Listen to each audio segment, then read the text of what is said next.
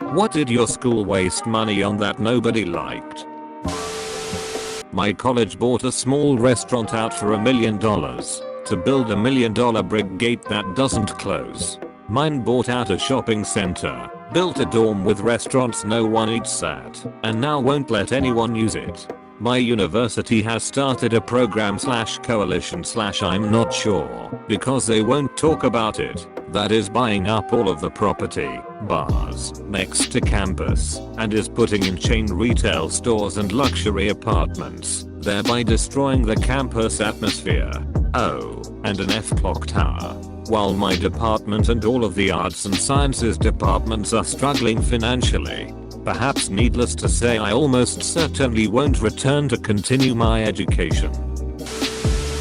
Or 3D printer that the teachers won't learn how to use, so now nobody is allowed to use it. My school got 4 of those and the teacher responsible for them actually encouraged us to take the SolidWorks course to learn about 3D design. It was actually a lot of fun, and I still have some of the objects I created. Ugh, this happened so many times when I went to school, but I specifically remember actual nice computers for art that weren't allowed to be turned on because the hippie art teacher didn't believe in it. Turns out they also licensed several copies of the Adobe Creative Suite that went to waste. They made a huge screen with 4 huge plasma screens and put it in a very random place in a very random building hall. No signal. A clock tower with no clock. So a tower. Name tags. Shortly after Columbine and all those other shootings peaked in frequency, it was supposed to keep outsiders from getting in the school unnoticed and shooting everyone, but at the time people doing the shootings were always students. So we joked they were bulletproof. Some of my classmates won a bunch of money for our school. Our school was one of the lowest funded schools in the district. The district took the money and spent it on another school. New TVs in the cafeteria that just show the morning announcements. Edit. They already send out emails that have the morning announcements in them. The large schoolyard at my school had a set of planters in the center. They were basically 4 triangles made of brick that pointed in at each other and created an X-shaped walkways between.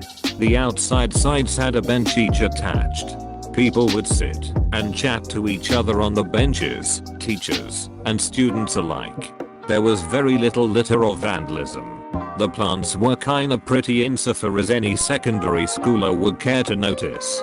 One year a duck made her nest in one of the planters, and apart from a few "oh hey a duck nest" comments, it was left alone. Then for some reason the school decided to rip the planters out.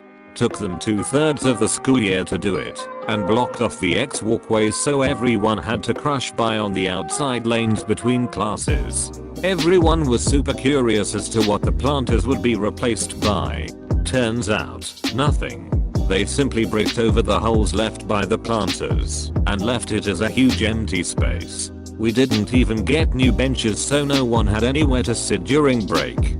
People started to miss the plants, since the lack of color left the whole area kinda bland. We also kept to the old X walkway, since stepping over the former planters felt weird.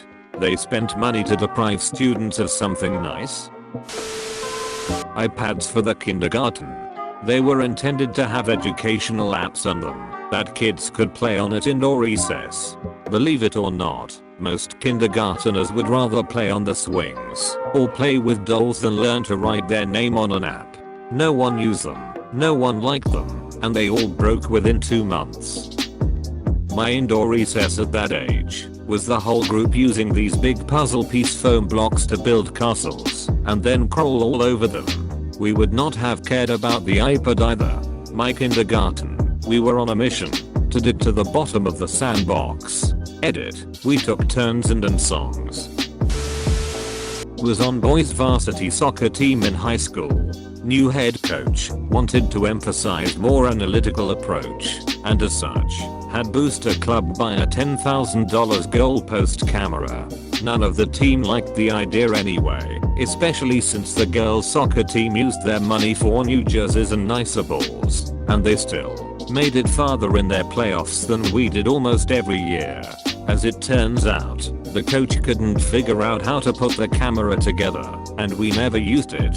Biggest waste of $10,000 I've ever seen. $10,000 goalpost camera.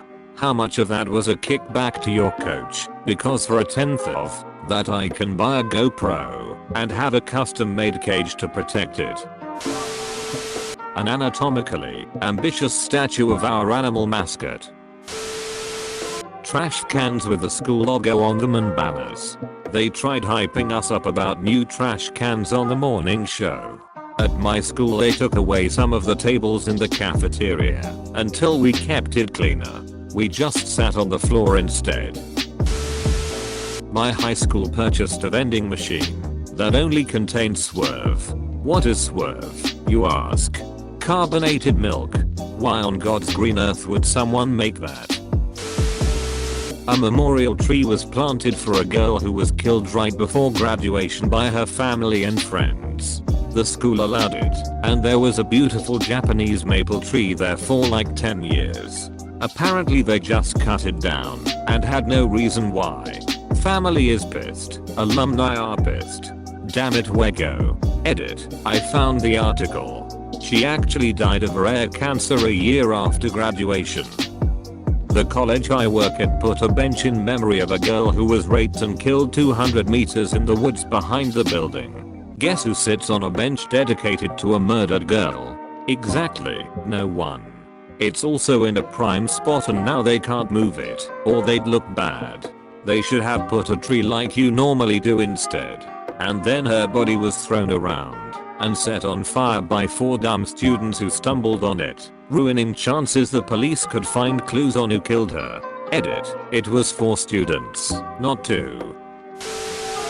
My son's current school sent out an email to parents announcing that they'd like to add voice projection to every class. He's in 1st grade and there are 20 kids in his class. Totally unnecessary. They had a demo session and it sounded horrible.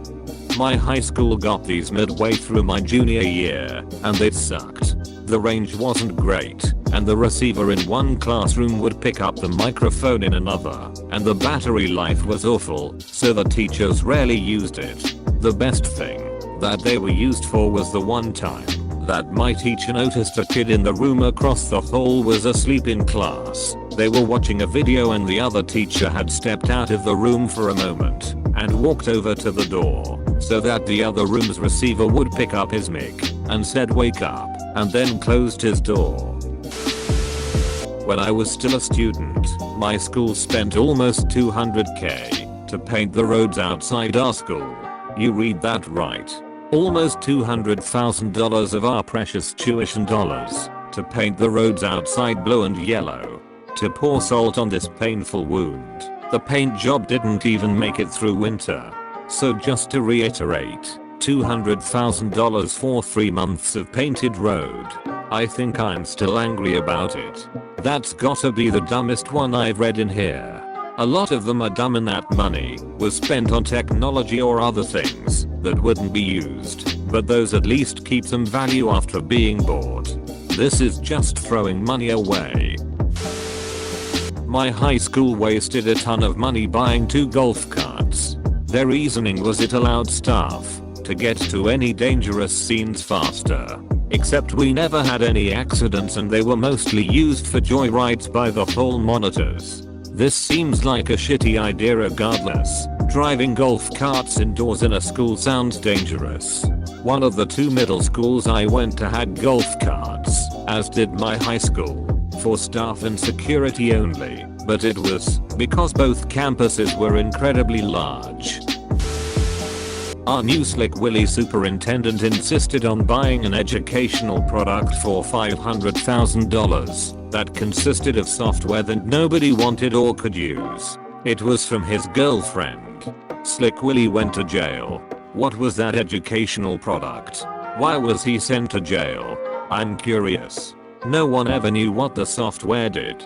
It was soon found that the owner of the software company was his girlfriend, and that the software was vaporware.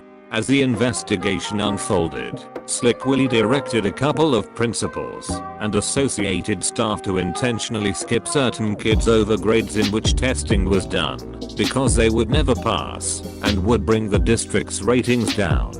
Slick Willy went to jail, paid fines and restitution, and lost his ability to work in schools. He had a PhD in shenanigans, I guess.